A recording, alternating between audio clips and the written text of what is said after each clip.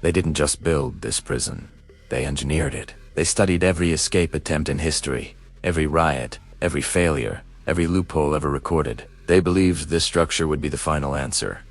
The place no human could outthink, outrun, or outwait. And then, one man escaped. At first, they called it a mistake. A fluke caused by old habits and human error. So, they upgraded the locks, reinforced the doors, tightened the schedule, and told themselves it would never happen again.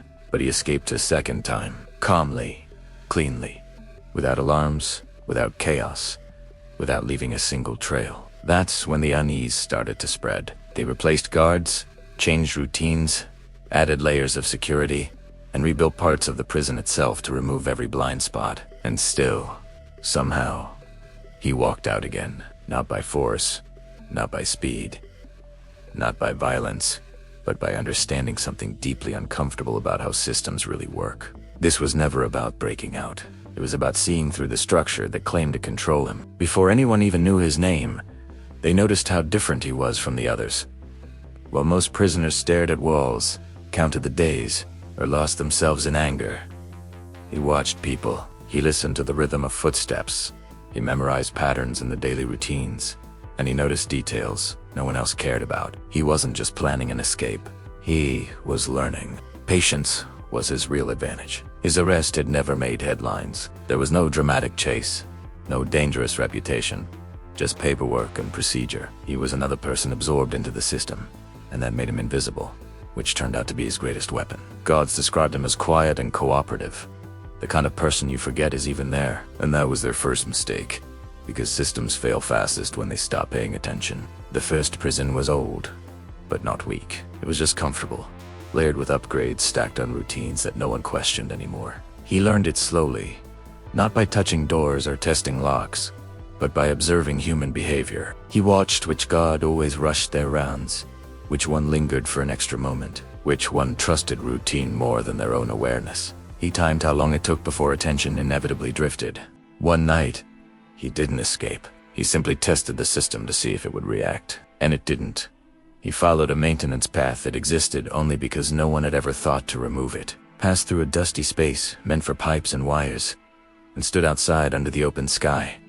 He was free for hours, not running, not hiding, just waiting to see how long it would take before someone noticed he was gone. When they finally found him sitting calmly outside a bus station, they asked him why. Why hadn't he disappeared forever? He answered in a way that unsettled everyone who heard it. He said he just wanted to know how fast they would notice. That single sentence changed everything. This was no longer about a simple escape. It was about exposing the flaws in their perfect system. They transferred him immediately to a newer, colder, more advanced prison where every movement was logged, every door tracked, and every second was recorded. They told him directly, "You won't leave this one." He didn't argue. He didn't react. He simply smiled, with a look of curiosity rather than confidence, as if the system itself had just presented him with a more interesting puzzle to solve. This time, he waited. Weeks turned into months. He did nothing at all. He followed every rule perfectly, worked when he was allowed, stayed quiet, and blended into the background. His perfection made people relax. When someone stops causing problems, attention naturally shifts elsewhere. He started volunteering for work that gave him access first to laundry, then to supplies, then to minor maintenance tasks. Each role revealed something important. Not flaws in the walls or locks, but flaws in their assumptions. Passes waved through without being checked.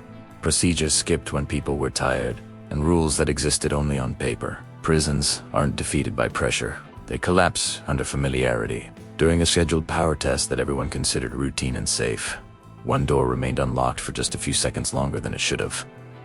Those seconds were all he needed. He slipped out through a service area with a delivery of supplies, unnoticed, unchallenged, and gone long before anyone even realized he was missing. By the time they did a head count, he was already sitting in a public library, blending into the world as if he had never been locked away at all. When they brought him back this time, there were no lectures, no shouting. There was only a cold, heavy silence and a deep, simmering anger. This was followed by another transfer, this time to a place known for absolute control. A prison where movement was severely restricted, communication was limited, and observation was constant. It was a place designed not just to hold people, but to drain the hope from them entirely. Days blurred together, and the nights stretched on endlessly. Most people broke here, but he didn't. Because instead of watching the doors, he was watching authority. He noticed how supervisors trusted their automated systems blindly, how confirmations were skipped because they were tedious, and how everyone just assumed someone else had already checked the details. His third escape didn't involve locks or strength at all. It involved paperwork. A transfer was logged in correctly. A clearance was approved without review. A temporary access badge was issued and never questioned. He walked right through the front gate, because no one ever believes a person holding a permission slip is a threat. That escape finally shook the people in charge to their core. They finally understood something terrifying. He wasn't escaping to be free. He was escaping to measure their system, to find its limits, and to prove that their illusion of control was far more fragile than anyone wanted to admit. The fourth prison was personal. It was stripped of every privilege, choice, and opportunity. It was designed to remove possibility itself. For months, nothing happened. He looked defeated, broken, harmless. And broken people don't escape. So, once again, attention faded. Which was exactly what he needed. During a routine fire drill, while everyone followed procedure without thinking, he took one extra step into a stairwell that no one ever checked, through a door meant for emergencies only, and vanished into the night. Yet again, not because the prison was weak, but because routine always creates blindness. By the time they caught him for the final time, something had changed. They didn't send him back. Every prison had failed. Every method was exhausted. Admitting defeat publicly would have exposed the truth they were so desperate to hide. Instead, they released him quietly, without explanation, without headlines, without any acknowledgement. Years later, when a former guard was asked about him, he didn't sound angry or impressed. He sounded deeply unsettled. He said the man wasn't dangerous because he ran. He was dangerous because he revealed how his Ali control can be mistaken for certainty. Prisons aren't just walls and doors.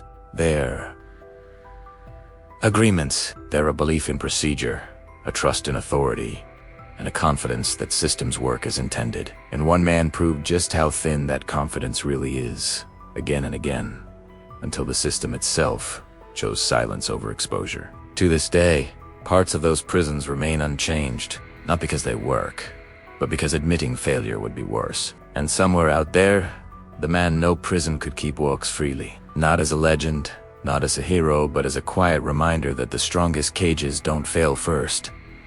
Belief does, and once that belief cracks, no amount of steel can hold what refuses to accept it. Thanks for watching. If you enjoyed this story, make sure to follow for more.